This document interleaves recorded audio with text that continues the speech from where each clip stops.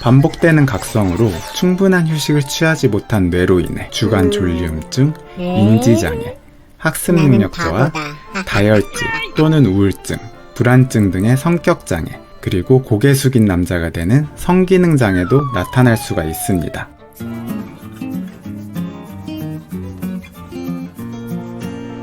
안녕하세요, 덴티장입니다. 건강한 수면의 중요성이 점점 더 강조되는 시대에 코골이와 수면무호흡증의 원인, 어떤 사람에게 잘 발생하는가, 그리고 우리 몸에 미치는 영향에 대해 애니메이션을 쉽게 준비해봤습니다. 바로 들어가보죠. 일단 코골이란 무엇일까요? 우리가 잠을 자며 숨을 쉬는 동안 기도 주변의 근육들이 다음과 같이 이완이 되는데요. 이렇게 되면 부분적으로 기도가 좁아져 이 부분으로 공기가 통과할 때 공기의 흐름이 빨라져 주변에 늘어진 조직들을 진동시켜 소리가 나게 됩니다. 이를 코골이라고 하고요. 심한 형태의 코골이는 다음과 같이 기도가 일시적으로 막혀 공기가 폐로 흐르지 못하게 되고 이걸 수면무호흡증이라고 하죠. 즉 코골이와 수면무호흡증은 뗄래야 뗄 수 없는 관계고, 그럼 코골이는 어떤 사람에게 잘 생길까요?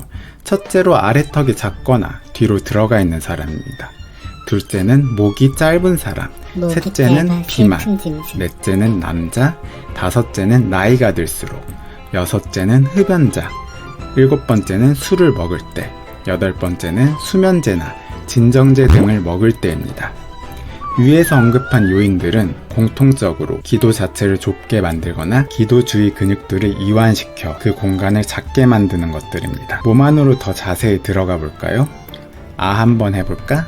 첫째로 인두에 염증이 생겨 붓거나 편도의 크기가 클 때 입천장의 말랑말랑한 부분을 영구개라고 하는데, 이 영구개가 길거나 늘어졌을 때, 목젖이 클 때, 혀가 크거나 뒤로 말려 들어갈 때 코골이가 심할 확률이 커집니다. 조금 더 위로 올라가 볼까요? 비염이 있거나 만성 부비강염, 콧구멍을 나누는 벽이 휘어진 비중격 망곡증이 있을 때 코가 막혀 잘 때 숨을 쉬기 위해 입을 벌리게 되고, 이 벌린 입을 통해 코골이 소리는 더 크게 됩니다.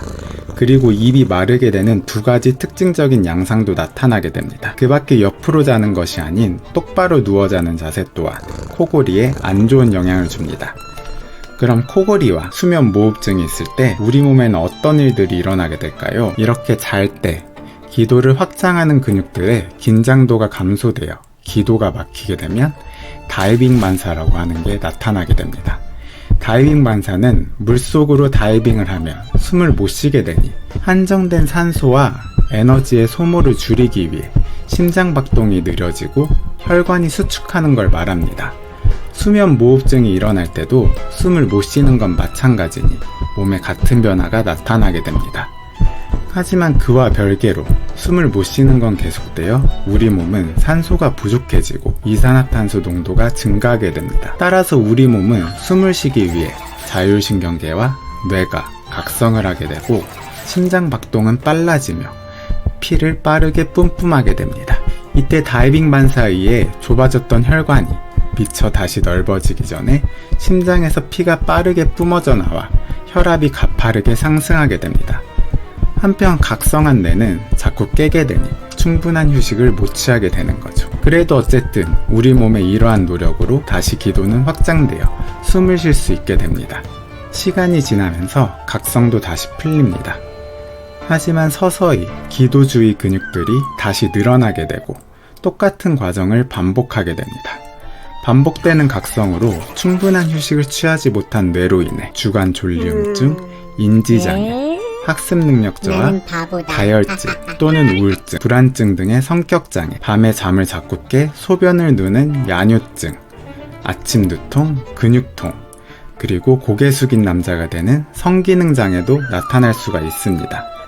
그럼 심혈관계에 미치는 영향을 알아볼까요? 좁아진 혈관과 빨라진 심장박동으로 인한 고혈압, 자는 동안 빨라졌다 느려졌다, 혹사를 당하는 심장은 심부전, 부정맥, 협심증 등이 일어날 수 있고요. 심하면 돌연사의 위험도 있습니다. 마지막으로 우리 몸의 피에 산소와 이산화탄소 농도가 오락가락하면서 활성산소라는 놈이 생기고, 이러한 활성산소의 작용으로 관상동맥 질환 발생률을 3배 이상 높아지게 됩니다. 뿐만 아니라 뇌졸중의 위험도 높이게 되는데요. 실제로 수면 중 발생한 뇌졸중의 원인이 수면 무호흡증인데 발견하지 못하는 경우도 상당히 많다고 합니다. 스스로 개선할 수 있는 자가치료법, 의과적, 치과적 치료법에 대해서도 상당히 전해드리고 싶은 얘기가 많은데 영상이 길어질 것 같아 오늘은 여기서 마무리하겠습니다. 도움이 되셨다면 구독과 좋아요 부탁드리고요. 디자인이 인상 깊으셨다면 인스타그램에서 외로미를 검색해주세요. 감사합니다.